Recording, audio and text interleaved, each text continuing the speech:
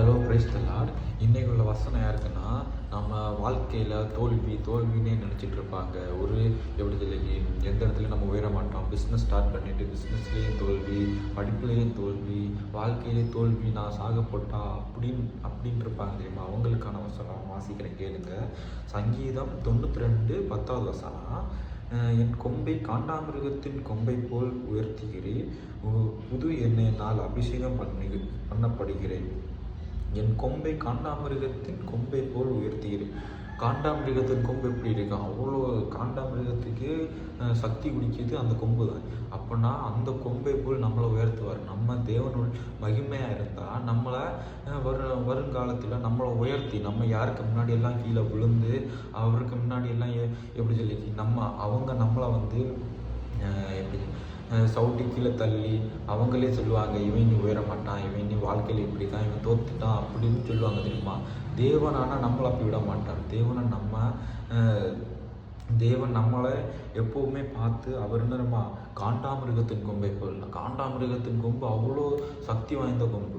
அந்த கொம்பை போல் நம்மளை அவ்வளோ உயர்ந்த இடத்துல நம்மளை கொண்டு வைப்பார். நமக்கு அந்த இடத்துல நம்ம கொண்டு வச்சாலே தேவனால் நம்ம பேர் இருந்தால் அந்த இடத்துல நம்ம திரும்ப கீழே இறங்க மாட்டோம். அவ்வளோ ஒரு சக்தி வாய்ந்த இடம்.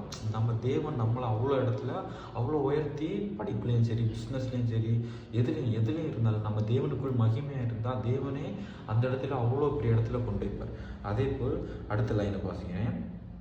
புது எண்ணெயினால் அபிஷேகம் பண்ணுகிறார், புது எண்ணெயினால் அபிஷேகம் பண்ணுகிறார். அதே போல் இதே மாதிரி வசனம் சங்கீதம் 23:5 வசனம் வாசிக்கிறேன். என் சத்துருக்களுக்கு முன்பாக நீர் எனக்கு ஒரு பந்தியை ஆயத்தப்படுத்தி என் தலையை எண்ணெயினால் அபிஷேகம் பண்ணுகிறீர், என் பாத்திரம் நிரம்பி எழுகிறது. இதே வசனம் தான் சங்கீதம் 92 அந்த 10வது வசனம், அந்த 2வது லைன்.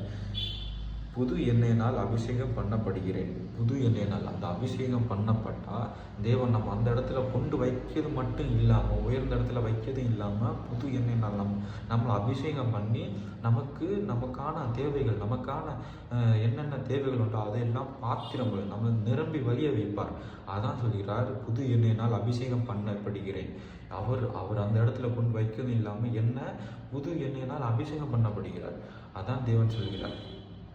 எந்த இடத்திலும் நீ விழாமல், எந்த இடத்திலும் நீ கீழே எந்த காரியத்தை நீ தொடங்கினாலும் நீ அவருடைய நாமத்தை நீ போட்டிட்டு நீ தொடங்கினா, தேவன் சொல்கிறார், அவருடைய நாமத்தை நீ போட்டிட்டு தொடங்கினா உன்னுடைய வாழ்க்கையிலே ஒரு தோல்வி என்பதே வராது, வெற்றி மட்டுமே இருக்கும். உன்னுடைய வாழ்க்கையில் என்னென்ன தேவைகள் உண்டோ அது அவரே பூர்த்தி செய்வார்.